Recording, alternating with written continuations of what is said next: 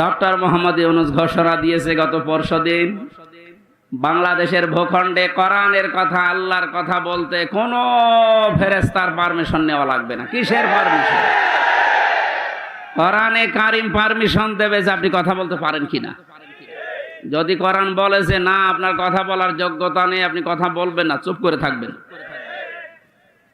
সেই আয়াতে আজকে পড়েছি সূরা বাকারার 124 নম্বর আয়াত। কথা কারা বলবে, সামনে কারা থাকবে, এই কথাগুলো আল্লাহ আমাদের কাছে জানাবে। আপনি জেনে তারপরে বাড়ি যাবেন। তাহলে আমরা যেহেতু সাতক্ষীরা, আপনারা মানুষ সাতক্ষীরার, আমিও খুলনা বিভাগের মানুষ, এই বিভাগের মানুষ। আমরা বাংলাদেশে যে মানুষগুলো কোরআনের পক্ষে থাকতে গিয়ে সবচাইতে বেশি জুলুমের শিকার হয়েছে, তার ভেতরে আপনাদের নাম আছে। ইত্তাকি দাওয়াতাল মাজলুম ফাইন্নাহা লাইসা বাইনাহু ওয়া বাইনাল্লাহি হিজাব। মুসলিম শরীফের হাদিস। আল্লাহর নবী বলেন, তোমরা বেঁচে থাকবা, ভয় করবা, সতর্ক থাকবা মজলুমের বরদোয়া থেকে, কারণ মজলুমের বরদোয়া আর আল্লাহর ভেতরে কোনো পর্দা থাকে না। এই জালেমের বিদায়ের জন্য আমার মনে হয় মজলুমের বরদোয়া সবচাইতে বেশি কার্যকারী ভূমিকা পালন করেছে। ছাত্র জনতা এবং সাধারণ যারা জীবন তো দিয়েছে, তাদের জীবনের উপরে, শাহাদতের উপরে এবং মজলুমের বরদোয়ার উপরে আল্লাহ কবুল করে আমাদেরকে স্বাধীন একটা দেশ এখন দিয়েছেন। এখনো আমরা স্বাধীন না, ষড়যন্ত্র এখনো চলছে। কথা বলেন না কেন?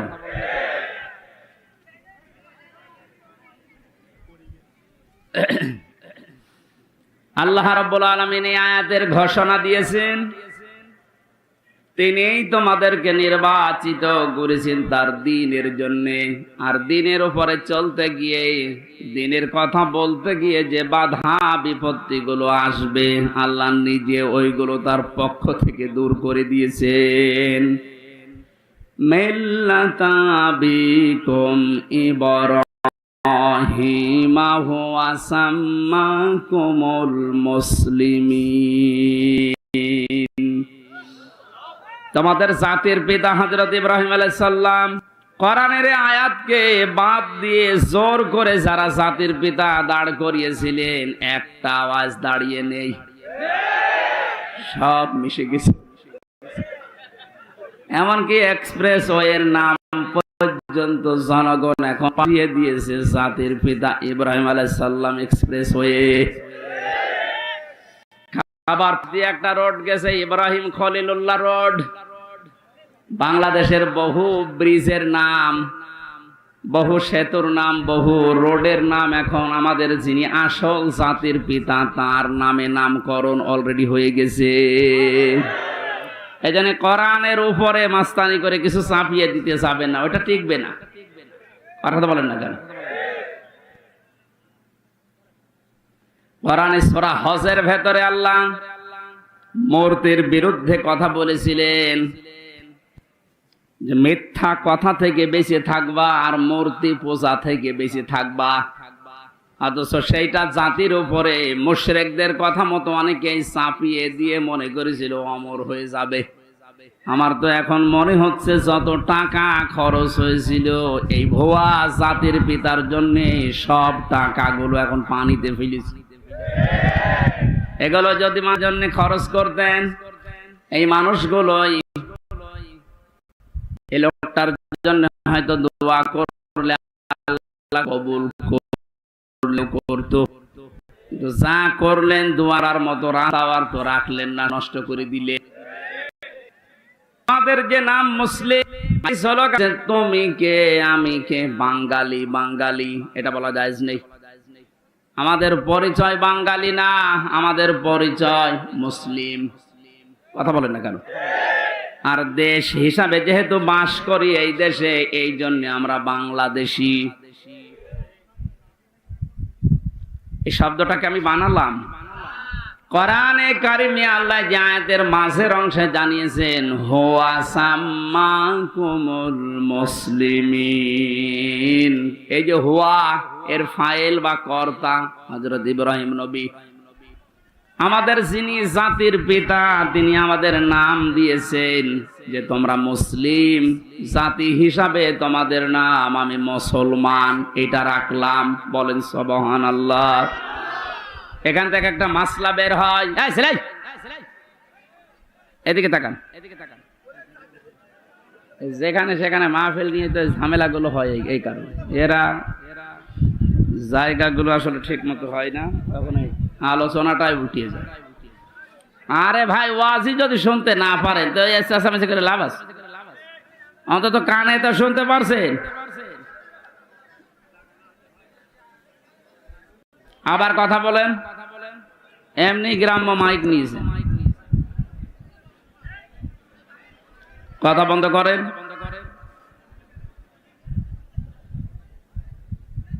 নাকি ওদের এখনো কথা বলা লাগবে?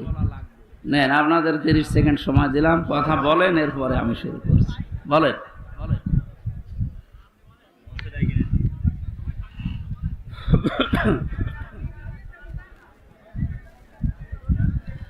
আমার ভাইরা, এখান থেকে যে মাসলাটা বের হয়, মা বোনেরা যারা বিভিন্ন জায়গায় বসে শুনতেছেন, আপনারও এখানে একটা দায়িত্ব বের হয়। মার বাবা হিসাবে দায়িত্ব হচ্ছে, সন্তান হওয়ার পরে মা বাবার প্রথম দায়িত্ব হচ্ছে তার একটা অর্থবোধক ইসলামী সুন্দর নাম রাখা। যেহেতু আমাদের পিতা হযরত ইব্রাহিম নবী, তিনি জাতির পিতা হিসাবে জাতির নাম রেখে দিলেন মুসলিম বা মুসলমান। আমরাও যারা সন্তানের মা বাবা হব, আমাদের প্রথম দায়িত্বই হবে একটা অর্থবোধক নাম রাখা। এটা আমাদের জাতির পিতা ইব্রাহিম নবী আলাইহিস সালাম থেকে আমরা পেয়েছি। মাজলুমের দোয়া থেকে বেঁচে থাকার জন্য নবীজি আহ্বান জানিয়েছেন। এদেশের সবচাইতে বড় মাজলুম যারা ছিল তারা আলেমেরা। আজকে যার নাম দিয়েছেন শহীদ আল্লামা দেলাওয়ার হোসাইন সাইদি, কত বড় মাজলুম, 13টা বছর এক ঘরের ভেতরে কাটিয়ে গেল।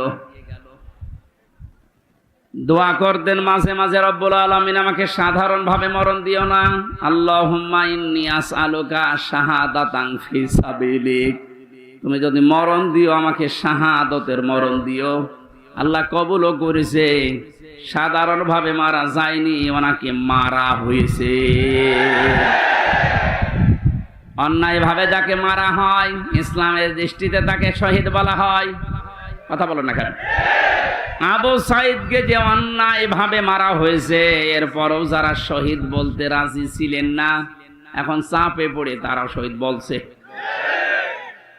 রফিক নামে এক হুজুর নাকি কয়েকদিন আগে ভিডিও ছেড়েছিল যে আবু সাইদ শহীদ না, ওরে জোর করে বুক পেতে দিয়েছে। তাই গতকালকে নাকি ক্ষমা চেয়েছে যে আমার ভুল হয়ে গেছে। সুতরাং ভুল যখন স্বীকার করেছেন, এখন আর উল্টাপাল্টা কথা বলবেন না, কারণ এখন আর জালেমরা এদেশে নেই। জালেম সব পালিয়েছে, আর যারা আছে সব গর্তের ভেতরে আছে।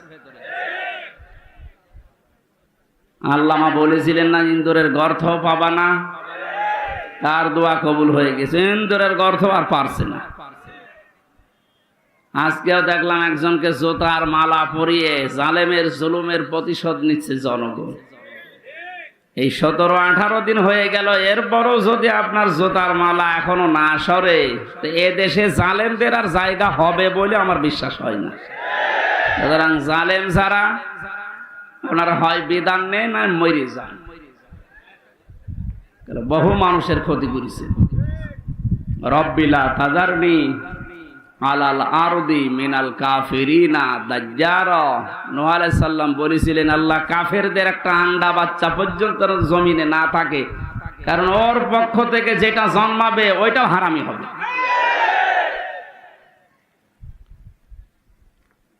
এই বড় মজলুমের দোয়া কবুল হয়ে একবারে গিয়ে দিল্লি পড়েছে। আর একটা ছোট হুজুর আমার সাথে ছিল জেলখানায়, রফিকুল ইসলাম মাদানী। পিসকে হুজুর বলে, পিসকে না, ওর বয়স এখন 30 বছর। ও আমারে বলছিল, আমাকে যখন রিমান্ডে নিয়েছে প্রশাসন নিয়ে, হাতির ঝিলে রাত 12:30টার দিকে 1টার দিকে নিয়ে আমারে পুরা উলঙ্গ করে হাতে সিগারেট লাগিয়ে একটা অর্ধ উলঙ্গ মেয়ে মানুষ আমার পাশে দাঁড় করিয়ে ছবি তুলিস, ছেড়ে দেবো যে তুই এই চরিত্রের। বলছে হুজুর ওই সময় আমি চোখের পানি ফেলে কেঁদেছিলাম। আর এক এসআই কে জিজ্ঞাসা করলাম যে ভাই আপনারা যা করছেন আমার সাথে এটা কি হারুন স্যার জানে? জানে না মানে উনি তো করাচ্ছে, যেহেতু উনি মুসলিম এই জন্য ছোট হুজুর দোয়া করেছে, আল্লাহ আমাকে যেভাবে সব উলঙ্গ করে ওরা দেখেছে জাতিকেও দেখাবে বলে ওরা জানিয়ে গেল যে জাতিরে দেখাবো, তুমি অন্তত আর যাই করো হারুনকে ছেড়েও না। আল্লাহ এই জন্য ছাড়ে নাই। ওরে দুনিয়ায় আল্লাহ দেখায়নি, রাস্তায় বের হতে পারে না, বের হলে বলে 3 ইঞ্চি। শয়তানি করবি আর তোর ইজ্জত শেষ করে দিয়েছে। যেইগুলোই মুসলমানদের ইসলামের আলেমদের সাথে বিয়াদবি করেছে প্রত্যেকের চরিত্র এখন ফাঁস হয়ে যাচ্ছে। বাংলাদেশে বহু জেলাতে এই মাইক এভাবে কেড়ে নিয়েছে এই জনগণ নামে এই জালেমগুলো। জনগণের নাম নিয়ে প্রতিনিধি হয়েছে, অথচ আল্লাহর কথা বলতে বলতে হঠাৎ করে মাইক কেড়ে নিয়ে আলেমকে গালি দেয়। এমন অপমান আল্লাহ এখন করছে, মুখ দেখানো দায় হয়ে গেছে তাদের। আমার মনে হয় হারুনের যে অবস্থা এখন, যে কয় ইঞ্চি বলেন, ও ছোট হুজুরকে যা করেছিল তার চাইতে ডবল অপমান আল্লাহ করেনি। কারণ নবীজির হাদিস ছিল মাজলুমের বরদোয়া আর আল্লাহর ভেতরে কোনো পথ কবুল হয়ে যায়। ও যদি সাতক্ষীরার এই ময়দানে, আমার ওর বাড়ি তো কিশোরগঞ্জে, সাতক্ষীরা জেলায় যদি এখন আসে আর ওর চেহারা তো পরিচিত, ও কারো লাগবে না, ছেলে মেয়েরা যারা আছে পিটিয়ে মেরে ফেলবে।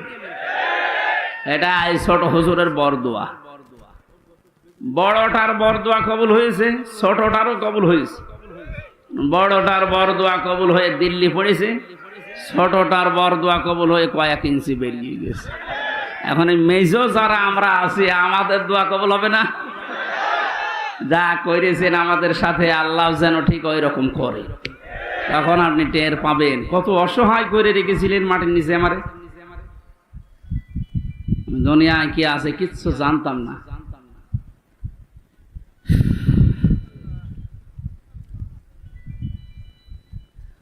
আমার ভাইরা, সাতক্ষীরার মানুষদেরকে, চাঁপাইনবাবগঞ্জের মানুষদেরকে, ঝিনাইদহ জেলার মানুষদেরকে বাংলাদেশের অন্যান্য মুসলমানেরা একটু বেশি ভালোবাসে, মন থেকে দোয়া করে, কারণ এরা ইসলামের জন্য যা হারিয়েছে আল্লাহ পাকের উদ্দেশ্যেই যেন তাদেরকে জান্নাত দিয়ে পূরণ করে দেন। যে আল্লাহ আমাদেরকে কোরআনে কারিমের কিছু কথা শোনার জন্য, আমাদের জাতির পিতা ইব্রাহিম আলাইহিস সালামের জীবনী থেকে হক কথা শোনার জন্য এই ময়দানে নিয়ে আসলেন। দিনের বেলায় আমাদের কাজ ছিল, সব কাজ বাদ দিয়ে কোরআনের এই ময়দানে যিনি নিয়ে এসেছেন, বলেন আলহামদুলিল্লাহ।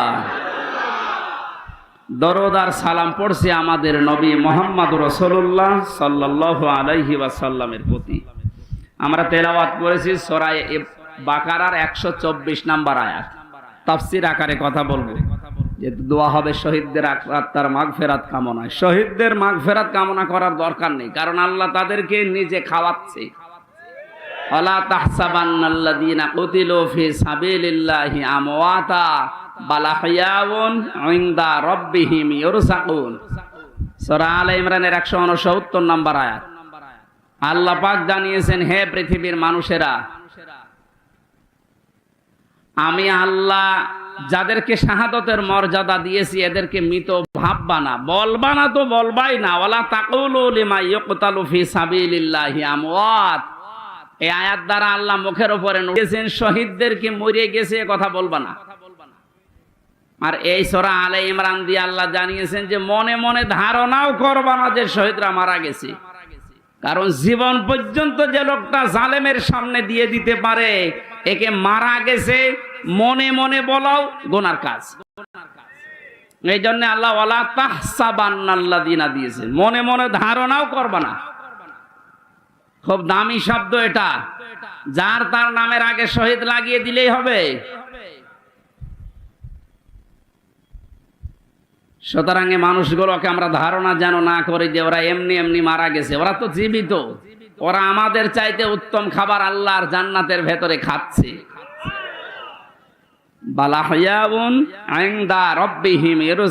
আল্লাহ বলেন ওরা জীবিত এবং আমি আল্লাহ নিজে ওদেরকে খাওয়াই। সুবহানাল্লাহ।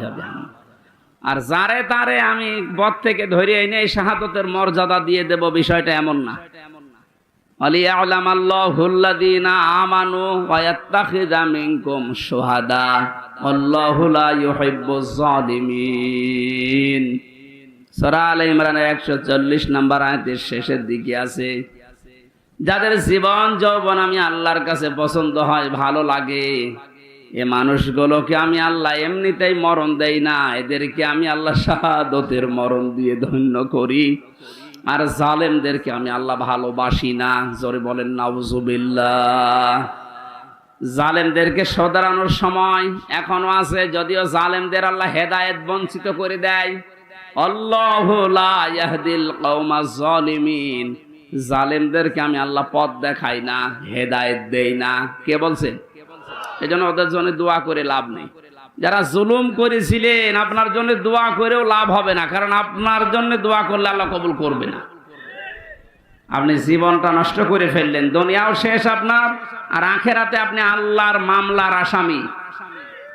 এই সাতক্ষীরায় যারা জুলুম করেছেন প্রকাশ্যে গোপনে, সে যে বিভাগেই হোক, প্রশাসনে হোক, বিচার ব্যবস্থায় হোক, আর এই জনপ্রতিনিধির নাম নিয়ে, বিভিন্ন হাইব্রিড নেতা নাম নিয়ে যাই করেছেন, আপনাকে আল্লাহ মাফ করবে না। আল্লাহ মাফ করবে না। আপনার বলার দরকার কি? হ্যাঁ, আমার বলার দরকার আছে। কোরআনে কারীম আমাকে বলতে বলছে, ইন্নামাস সাবিলু আলাল্লাযীনা ইয়াজলিমুনান নাস। সূরা শূরা 25 নম্বর পারা 6 নম্বর পৃষ্ঠা 13 নম্বর লাইনের 42 নম্বর আয়াতের প্রথম অংশে আছে। আল্লাহ বলেন, হে নবী আপনি বলেন যে জালেমদের বিরুদ্ধে আমি আল্লাহ মামলা দেব। কে? সুতরাং এই দেশে যারা জালেম ছিল এরা আমার হামজার মামলার আসামি না, আমি তো মামলা করবই। এরা মামলার আসামি হচ্ছে সরাসরি আল্লাহর। যারা এই দেশে আল্লাহর মামলার আসামি, তাদের উপরে দয়া দেখিয়ে লাভ আছে? ওরা যেমন কষ্ট দিয়েছে, আমার মনে হয় ওদেরকেও এরকম একটু কষ্ট দিয়ে বোঝানো দরকার যে দেখ ঠেলা কেমন। আলেমদের গায়ে হাত দিয়ে শুধু না, পায়ে ডান্ডা বেড়ি দিয়ে, হাতে হ্যান্ডকাপ লাগিয়ে, যেটা লাগালে হাত কেটে যায়, মাজায় দড়ি দিয়ে, কালো কাপড় দিয়ে চোখ বেঁধে, গরুর মতো ছাগলের মতো টানতে টানতে নিয়ে যেতেন আদালতে। কত বড় মুরব্বী আলেম আমি দেখেছি জেলখানায়। মাওলানা রফিকুল ইসলাম খান, অধ্যাপক মিয়া গোলাম পরওয়ার এই খুলনার, এইরকম মানের মানুষ। ডাক্তার শফিকুর রহমান, মাওলানা মামুনুল হক, কত বয়স বলেন তো? 50-52 বছর বয়স, কারো 60-65 বছর বয়স। এইরকম মানুষদেরকে, যাদের জোতা টানার যোগ্যতা আপনার নেই, আর আপনি তার মাথায় দড়ি বেঁধে ডান্ডা বেড়ি দিয়ে টানতে টানতে নিয়ে যেতেন ছাগলের মতো।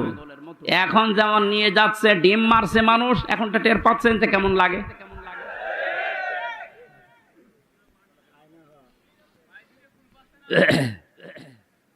এখন যে শয়তানগুলো রিমান্ডে আছে, কয়েকদিনের পত্রিকা এবং এই যে ভিডিও আসতেছে, রিমান্ডে এখন তো আমাদের মতো কষ্ট এদের দিচ্ছে না। আদালত নাকি বলে দিয়েছে ওইসব দরকার নেই, খালি এমনি জিজ্ঞাসা করবে। শুধু জিজ্ঞাসা করছে তাই নাকি কাঁদছে। আর কিছু শয়তান আছে, কিছু কথা বলেন, শুধু হাসতেছে, মানে পাগলের ভয় ধরেছে। রিমান্ডে আমাদের যেভাবে এই হাতের নখ বলছে যে এইগুলো দিয়ে আমরা নখ তুলি, আমার মনে হয় ওদেরকে যদি নখ নাও তোলেন, শুধু দেখান যে এইটাই করি, ও এমনি মরে যাবে।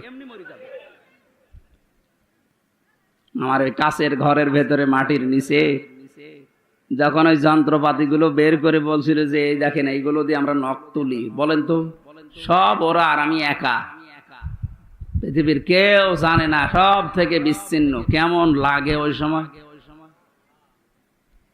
আর আপনাদের তো তাও আদালত বলেছে না কিছু বলবেন না, শুধু জিজ্ঞাসা করবেন। জিজ্ঞাসা করলে আপনি কাঁদতেছেন।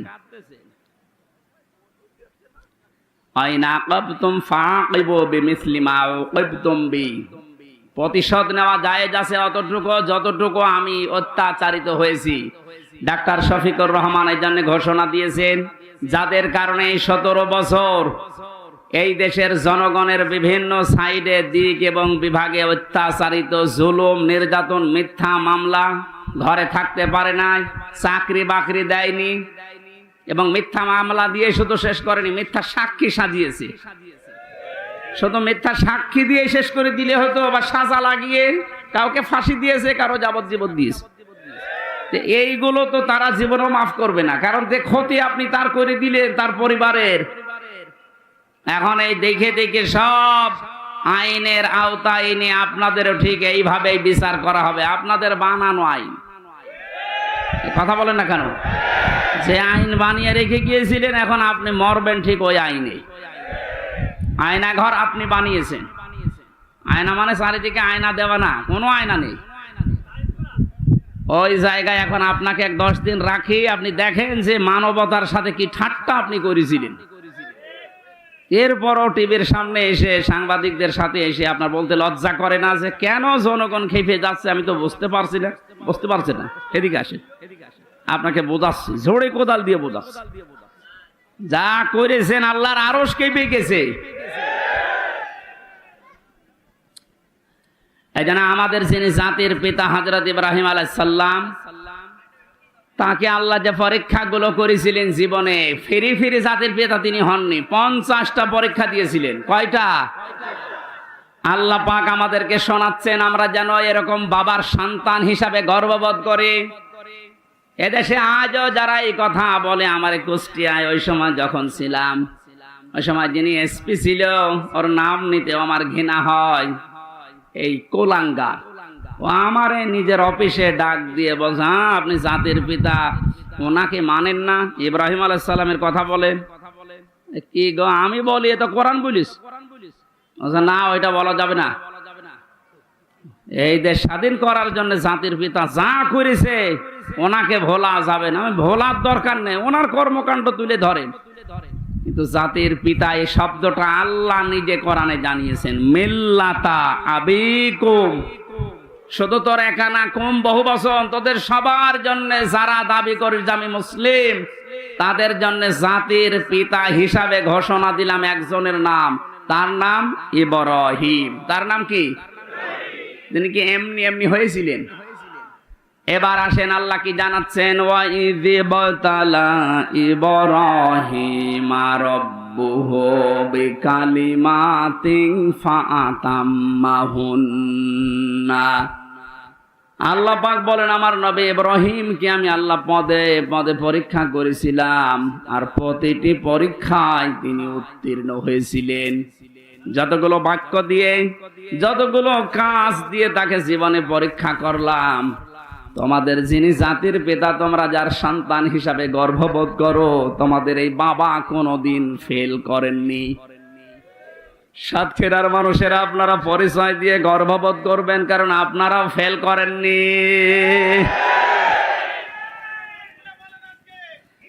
বাংলাদেশের বহু জেলার লোকেরা ফেল করে গেছে, বিশেষ করে গোপালগঞ্জের ফেল হয়ে গেছে। ওদের যেগুলো এখন কীর্তিকলাপ বের হচ্ছে, সাতক্ষীরার কোন সন্তান যদি ফার্স্ট ক্লাস ফার্স্ট হয়, তার চাকরি হবে না। আর গোপালগঞ্জে বাড়ি হলে আমার মনে হয় 2 পয়েন্ট পেয়েছে, চাকরি পেতে দেরি হয় না। এই যে বৈষম্য, এমনিতে বৈষম্য বিরোধী আন্দোলন ছাত্ররা শুরু করে নাই। সব জায়গায় যখন দেখেছে বৈষম্য, তখন ওরা করবে কি? আহ্বান জানাচ্ছি, যেহেতু রাষ্ট্র সংস্কার এখন চলছে, এই জালেম এবং জালেমদের দোসর যারা, তাদেরকেও এখন সংস্কার করা দরকার।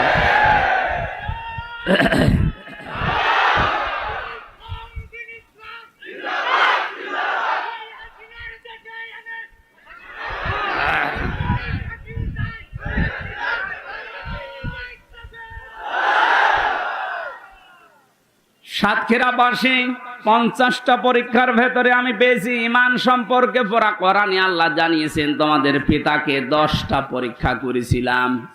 ঈমান সম্পর্কে 10টা পরীক্ষায় তিনি প্রতিটিতে উত্তীর্ণ হয়েছিলেন। তিনিও সর্বপ্রথম ঈমান আনার জন্য খুঁজছিলেন যে কাকে বিশ্বাস করা যায়, কাকে বিশ্বাস করা যায়। আকাশের তারকা দেখার পরে মনে করলেন এইটাই আমার খোদা, এইটাই আমার রব।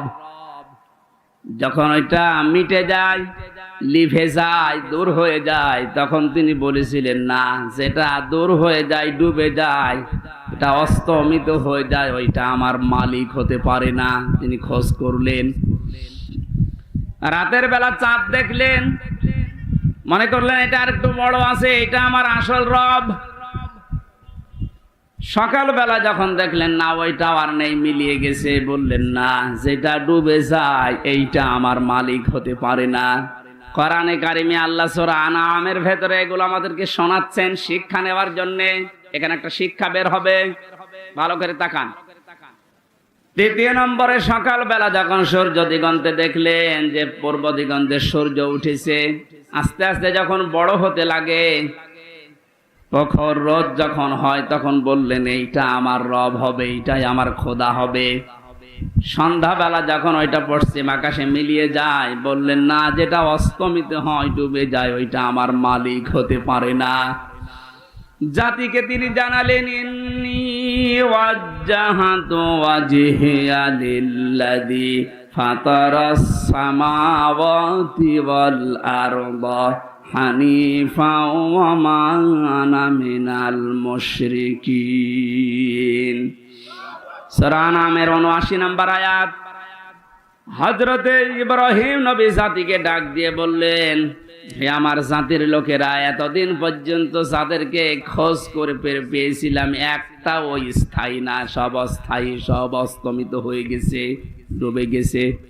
আমি আমার এই চেহারাকে ঘুরিয়ে দিলাম ওই আল্লাহর দিকে, যিনি আসমান আর জমিনের উদ্ভাবক, যিনি বানিয়েছেন এটা হানিফা। আমি একনিষ্ঠ ভাবে ঘুরলাম আল্লাহর দিকে। আমান আমিনাল মুশরিকিন, আর আমি মুশরিকদের অন্তর্ভুক্ত না। আমাদের জাতির পিতা তিনি শিরিক থেকে মুক্ত হয়ে ঘোষণা দিলেন যে আমি মুশরিক না। অথচ এই দেশে কত অবৈধ সন্তানেরা বিভিন্ন মুশরিকদেরকে খুশি করার জন্য জাতিকে প্রকাশ্য শিরিক করিয়েছে, মুশরিক বানিয়েছে। বিভিন্ন স্কুল কলেজে আমি দেখেছি, ভিডিও দেখেছিলাম, একটা মূর্তি সামনে নিয়ে, ছবি সামনে নিয়ে ছেলেমেয়েরা যে মাথা নিচু করে সম্মান জানাচ্ছে। অথচ আল্লাহর নবী জানিয়েছেন, লা ইয়াদখুলুল জান্নাতা লা তাদখুলুল মালায়েকা বাইতান ফিহি কালবুন আও তাসবির। ওই ঘরের ভেতরে রহমতের ফেরেশতা প্রবেশ করে না যেখানে মানুষের ফটো থাকে আর কুকুর থাকে। অথচ প্রত্যেকটা অফিস, আদালত, বাড়ি, দোকানঘাট, সব জায়গায় এই শিরকটা চালু করার জন্য উঠে পড়ে লেগেছিল। আল্লাহ এমন ভাবে বিদায় দিয়েছে জিল্লতির সাথে। আজকে আসার সময় দেখলাম বাবার মুখ দেখা যাচ্ছে না। আমাদের পিতা যদি শিরিক থেকে মুক্ত হওয়ার জন্য ঘোষণা দিতে পারে, ও সাতক্ষীরাবাসী জীবনে আজকে ঘোষণা দেবেন, আর যাই করি আমি শিরিক করব না। জীবন চলে যাক, নবীজি জানিয়েছেন, আমার উম্মতেরা, তোমাকে যদি জবাই করা হয়, আগুনের ভেতরে পুড়িয়ে ফেলা হয়, এরপরও কোনোদিন শিরিক করবা না। কি এখানে কি সাপ? সাপ ধরে এখানে ফেলে দেন। সাহস আছে যার, তারা ধরতে বলেন।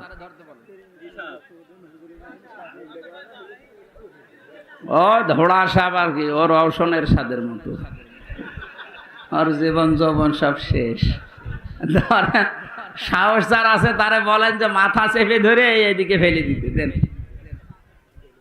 কি হলো, আপনি কি ওটা হাতে করে বসে আছেন? আসেন, মেরে ফেলেছেন? মেরে ফেলা ঠিক হয়নি। আমার ভাইরা, ইব্রাহিম আলাইহিস সালাম তিনি অনুসন্ধান করে খোঁজ করে পেয়েছিলেন কাকে? বলেন না কেন? আর আমাদেরকে এ জাতির আলেমরা নবীর ওয়ারিসরা চোখে আঙ্গুল দিয়ে দেখায়, এরপরও আমরা সত্যকে সত্য জানার পরও মানতে চাই না। তাহলে উনি ইব্রাহিম আলাইহিস সালাম জাতির পিতা হয়েছিলেন প্রথম পরীক্ষায় পাস। তিনি ঈমানের 10টা পরীক্ষা দিয়েছিলেন, এখানে আমরা 3টা পেয়েছি। একটা তারকা দিয়ে, একটা চন্দ্র দিয়ে, আর একটা সূর্য দিয়ে। রব্বুল আলামিন বলেন তাকে আমল সম্পর্কে আমি পরীক্ষা করেছিলাম 30টা। প্রতিটি আমলে হযরত ইব্রাহিম আলাইহিস সালাম তিনি পাস করেছিলেন। জোরে বলেন সুবহানাল্লাহ। হযরত ইব্রাহিম আলাইহিস সালাম যে 30টা পরীক্ষা দিলেন আমলের, এটা সূরা তাওবার ভেতরে পেয়েছি 112 নম্বর আয়াতে 10টা, সূরা মুমিনুনের 1 থেকে 10 নম্বর আয়াত পর্যন্ত 10টা, সূরা আহজাবের 35 নম্বর আয়াতে 10টা। এখন তাফসীর আকারে যদি এক একটা পয়েন্টের উপরে বলতে যাই অন্তত 3 দিন সময় লাগবে। এজন্য সামারাইজ করে বলছি, আমরা যদি হযরত ইব্রাহিম নবীর মতো আমলেও পাস করতে চাই, সূরা তাওবা, সূরা মুমিনুন, সূরা আহজাবের যে আয়াত নাম্বার বললাম, এইগুলো অবশ্যই আপনাকে জীবনে মিলিয়ে দেখাতে হবে। আল্লাহ আমাদেরকে প্রতিটা বিষয় আমাদের প্র্যাকটিক্যাল লাইফে মেলানোর তৌফিক দিন, কারণ আমরা যোগ্য বাবার যোগ্য সন্তান হতে চাই। এমন সন্তান আপনি রেখে গেলেন, সন্তানের কারণে আজ হাজারো মানুষ ধিক্কার দিচ্ছে, গালিগালাজ করছে। প্রফেসর ডক্টর মোহাম্মদ ইউনূসকে জিজ্ঞাসা করেছে যে উনি তো চলে গেল পালিয়ে, এখন ওনার বাবারে যে মানুষ ভেঙে ফেলছে, কি করেন, কি বলেন আপনি? উনি জবাব দিয়েছে, ওনার মেয়ের জিজ্ঞাসা করেন কি কাজ করেছে তার মেয়ে, যে সে যেতে দেরি, তার বাবা আর দাঁড়িয়ে থাকতে পারে নাই। আমি কি করে বলবো যে করেছে এগুলো? তার মেয়েকে জিজ্ঞাসা করেন, জবাব পাবেন। মেয়েরে পাবেন কোথায়? সে নাকি এখন ওখান থেকে মাঝে মাঝে ভিডিও বার্তায় কথা বলছে, কিছু কিছু জালেম তার সাথে কথা বলে, আর এখান থেকে সাহস দিচ্ছে, আপা ভয় পাবেন না, ঘাবড়াবেন না, আপনি ঘাবড়িয়ে গেলে আমরা নরম হয়ে যাই। ওরেও ধরেছে, ওই সন্তানটাকেও ধরেছে। এখন আপনার ভয় পাওয়া না, নরম হওয়া না, আপনি নরম তুলতুলে হয়ে যাবেন।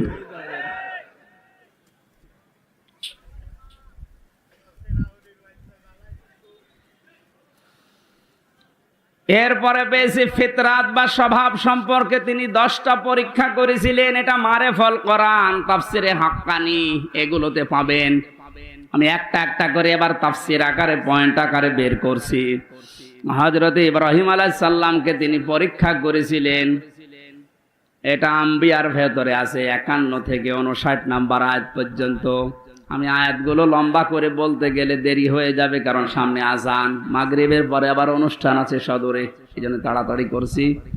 মোবাইলে তুলে নিতে পারেন, রেকর্ড হচ্ছে, কালকে এগুলো মিলাবেন। আমি 1 ঘন্টায় আর কি বলবো, যার তথ্য দিচ্ছে এগুলো মিলিয়ে যদি জীবন চালাতে পারেন, আপনি যোগ্য বাবার যোগ্য সন্তান হিসাবে মাথা উঁচু করে দাঁড়াতে পারবেন। জীবন চলে যাক, আপনি মারা যান, আর যাই হোক না কেন, জীবনে যেন কোনোদিন শিরিক করবেন না। মা বোনদের ভেতরে এটা অনেক বেশি। আল্লাহ যেটা পারে ওইটা অন্য কেউ পারে, এই কথা বিশ্বাস করার নাম হচ্ছে শিরিক। এক কথায় উত্তর দিয়ে দিলাম, আল্লাহ যেটা পারে ওইটা অন্য কেউ পারে, এই কথা বিশ্বাস করার নাম কি? আপনারা আমল, নামাজ, রোজা একটু কম হোক, আল্লাহ মাফ করবে, কিন্তু শিরিক করলে কোনো মাফ নেই। কথা বুঝতেছেন?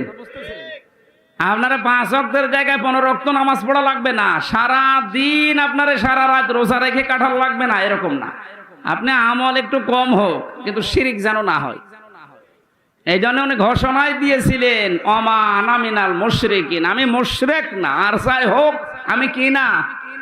আর এমন একটা জায়গায় আমরা পৌঁছিয়ে যাচ্ছিলাম যে আমরা বলতে বাধ্য হচ্ছিলাম যে আমি দাদা। কথা বলেন না কেন? কি একটা মারাত্মক অপরাধ থেকে আল্লাহ আমাদেরকে বাঁচিয়ে দিয়েছেন। কিয়ামতের ময়দানে সবচাইতে বড় কঠোর আযাব দেবেন আল্লাহ মুশরিকদেরকে। অকদিমনা ইলা মা আমিলু মিন আমালিন ফাজআলনাহু হাবাআম মানসুরা। সূরা ফুরকানের ভেতরে আছে, আল্লাহ বলেন কিয়ামতে যখন আমলনামা সামনে আসবে, যদি শিরিক কিছু পাই, ওটা ধূলিকণার মতো ওর মুখের উপরে নিক্ষেপ করে বলবো তোর কোনো বিচার নেই। জোরে বলেন নাউজুবিল্লাহ। সাতক্ষীরাবাসী, আমি জানি এই সমস্ত জেলাতে ইসলামী আন্দোলন একামতে দিনের সৈনিকরা, মা বোনেরা বেশি। আপনাদের আর যাই হোক শিরিক করবেন না, আপনাদের যতটুকু আছে আল্লাহ জান্নাত দেবে আমি আশা করি, কিন্তু শিরিক থাকলে সমস্যা। কিয়ামতে আল্লাহ একটা প্রাচীর বানিয়ে রাখবেন আরাফ, ওখানে কিছু মানুষকে নারী পুরুষ দাঁড়িয়ে থাকবে, এই জান্নাতেও যাবে না জাহান্নামেও যাবে না। সাহাবী প্রশ্ন করলেন, হে নবী ওরা জান্নাতে যাবে না কেন? বিশ্ব নবী বলেন, সাহাবীরা, এই মানুষগুলো দুনিয়াতে মা বাবার সাথে খারাপ আচরণ করেছিল, এই কারণে আল্লাহ তাদেরকে জান্নাত দিচ্ছে না। যারা এখানে আছেন হাতে পায়ে ধরে বলছে আমল কম হোক, আখলিস দীনাকা ইয়াকফিকাল আমালুল কলিল, তোর ইমানটা খাঁটি করবে, নির্ভেজাল করবে, শিরিক মুক্ত করবি, আমল কম হলো আল্লাহ তোরে জান্নাতে দিয়ে দেবে। মা বাবার সাথে আজ আমরা অনেকেই খারাপ আচরণ করতে বাধ্য হচ্ছে। এর পেছনে যারা কল কাঠি নাড়ায় তারা অধিকাংশ পরিবারে খোঁজ খবর নিয়ে দেখলে দেখা যায় তার স্ত্রী দায়ী। এ কথা বলেন এখানে। একটা মা হওয়ার জন্য যে কষ্টটা সহ্য করেছে আপনার আমার আর মা, এই পৃথিবীতে আমার মুখটা দেখার জন্য বিজ্ঞান এখন প্রমাণ করছে 57 ইউনিট কষ্ট সহ্য করা লাগে একটা সন্তানকে দুনিয়ায় আনতে মায়ের। অথচ পুরুষ মানুষ যত শক্তিশালী হোক, ও যদি মোহাম্মদ আলী হয়, তারপরেও এই মানুষটা সর্বোচ্চ কষ্ট সহ্য করতে পারে 45 ইউনিট। এর উপরে কষ্ট সহ্য দিলে ও মারা যাবে। একটা মা দুনিয়ায় আমার মুখ দেখতে গিয়ে 57 ইউনিট কষ্ট সহ্য করে তারপরে আমি দুনিয়ায় এসেছি। এই জন্য আল্লাহ আরাফ নামক প্রাচীর দিয়েছে, এদেরকে জান্নাতে দিচ্ছেন। এই প্রথম কারণ। যারা বিভিন্ন জায়গায় বসে কথা শুনছেন, আপনাদেরকে আমি জান্নাতে নিতে চাই, জান্নাতি নিতে চাই, এজন্য বলছি দুনিয়া কি হবে কয়দিন যাবে না। আর মা বাবার সাথে খারাপ আচরণ যেন আপনার স্বামী না করে, বারবার তাকে পথে রাখেন, বোঝান। এমনকি তার নিকট আত্মীয় স্বজন যারা আছে, তার বোন আছে, তার ভাই আছে, তার চাচা আছে, ফুফু আছে, এগুলোর সাথে যেন সুন্দর আচরণ করে, তাদের হক আদায় করে, সমর্থ অনুযায়ী তাদের দেখাশোনা করে, টাকা পয়সা তাদের উপরে খরচ করে, এটা আপনি উদ্বুদ্ধ করেন। তিরমিজি শরীফের হাদিস, আল্লাহর নবী বলেন, কোন স্বামী তার স্ত্রী যদি চায় যে আমার স্বামী আরো বেশি দিন বেঁচে থাক, আমার স্বামীর আরো মান মর্যাদা বাড়ুক, তার দুনিয়ায় সম্মান বেড়ে যাক, টাকা পয়সা অর্থ সম্পদের মালিক হোক আরো বেশি বেশি, তাহলে স্ত্রীর উচিত সে যেন নিজের স্বামীকে বারবার উদ্বুদ্ধ করে, স্বামী আর যাই করো রক্তের সম্পর্কগুলো ঠিক রাখো। একটা সন্তানের সাথে সবচাইতে রক্তের সম্পর্ক বেশি তার মা আর বাবার, এ কথা বলেন এখানে। এরপরে তার ভাই আর বোনের, এরপরে চাচা ফুফু। তাহলে আপনি স্ত্রী হিসাবে এটা কিন্তু একটা ইবাদত, এটা দুনিয়ার কাজ না। মনে করছেন এ দুনিয়ার কাজ আর কি হবে? আপনি নামাজ পড়া যেমন ফরজ মনে করেন, রোজা রাখা ফরজ মনে করেন, নিকট আত্মীয় যারা তাদের সাথে আপনার স্বামীকে দিয়ে ভালো ব্যবহার করানো, খোঁজ খবর রাখা নামাজের মতো ফরজ। অথচ এইটা অধিকাংশ পরিবারে না থাকার কারণে ছোটখাটো বিষয় নিয়ে মনোমালিন্য। অনেক সন্তান আছে মা বাবার পরিচয় দিতে চায় না, কথা বলে না, চাচার সাথে কথা বলে না, ফুফুর সাথে খোঁজ খবর নেয় না, অথচ ধর্ম আত্মীয় পাতিয়েছে সেখানে মাসে 2 বার যায়, আর নিজের আপন ফুফু গরিব দেখাও করে না, খোঁজও নেয় না। না, আপনার নামাজ কবুল হবে না, আপনার এই বোরকা পরা পর্দা করা বেকার হবে। আপনি মনে করছেন এটা দুনিয়ার কাজ। নামাজ পড়েন 6 ওয়াক্ত তাহাজ্জুদ মিলে, বোরকা পরেছেন একেবারে 14 হাত, অথচ আপনার মিল নেই ফুফু শাশুড়ির সাথে, আপনার চাচা শ্বশুরের সাথে। আমি কি আর কি মারছি বলেন? হাজারো পরিবারে এরকম নেই। আমার বিশ্ববিদ্যালয়ে এক স্যার ছিল হাদিস বিভাগে, ডক্টর আব্দুল্লাহ জাহাঙ্গীর।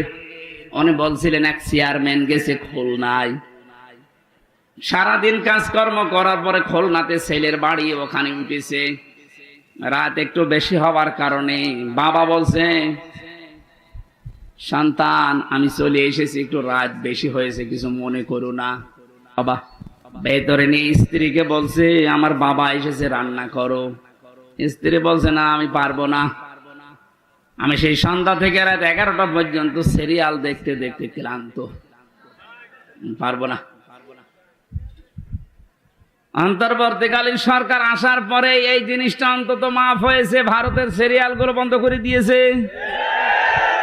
এখন আছে আর আমার মনে হয় অনেক মহিলা বরদোয়া দিয়েছে দিক,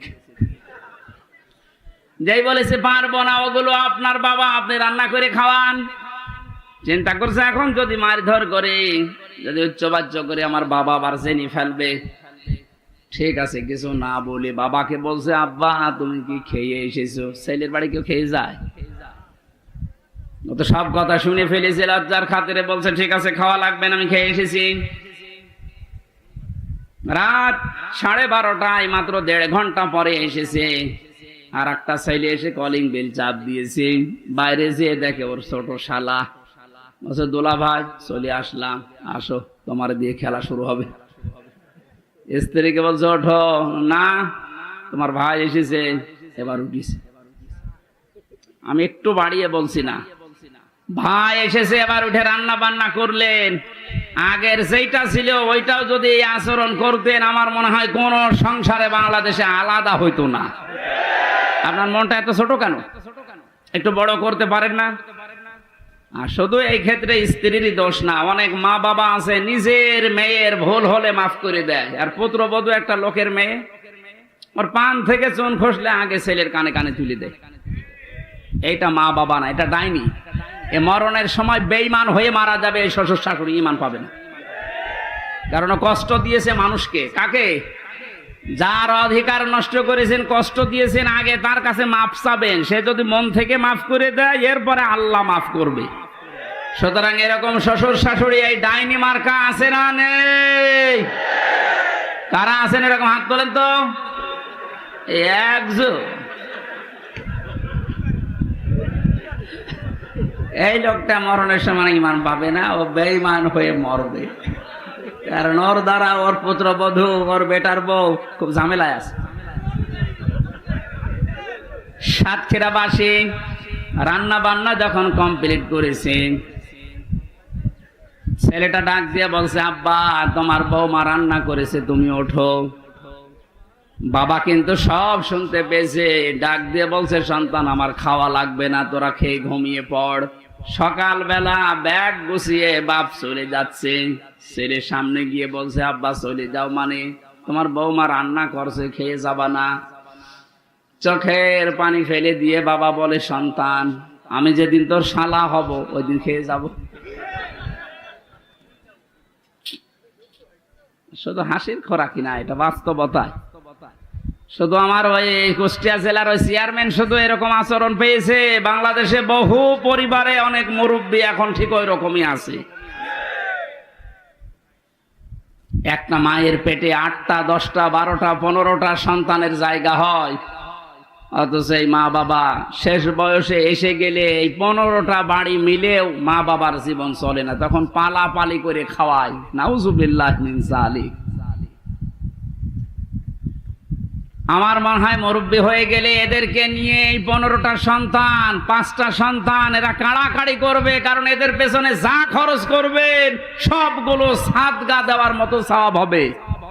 আর আমরা যারা সন্তান আছি আমরা চাইও এটা, কিন্তু আমরা পারি না অধিকাংশ পরিবারে ভোর কারণে। এইটা একটু বেশি বলে ফেললাম। যারা পারেন না ভোর কারণে হাত তোলেন তো ভাই, সত্যি কথা বলেন, হাত তোলেন। একজন ওয়াজ করা আমার ঠিক হইল না। একটা মানুষের তাহলে এই সমস্যা, বাকিগুলো সবই আপনারা জান্নাতে আছেন আলহামদুলিল্লাহ। ওয়াজ আর করে করবো কি? মেয়েদেরকে ধন্যবাদ জানাচ্ছি, সাতক্ষীরার মেয়েদেরকে। আলহামদুলিল্লাহ, এই একটা লোকের বউ, এর বউ আছে এখানে, এই একটা লোক হাত তুললো।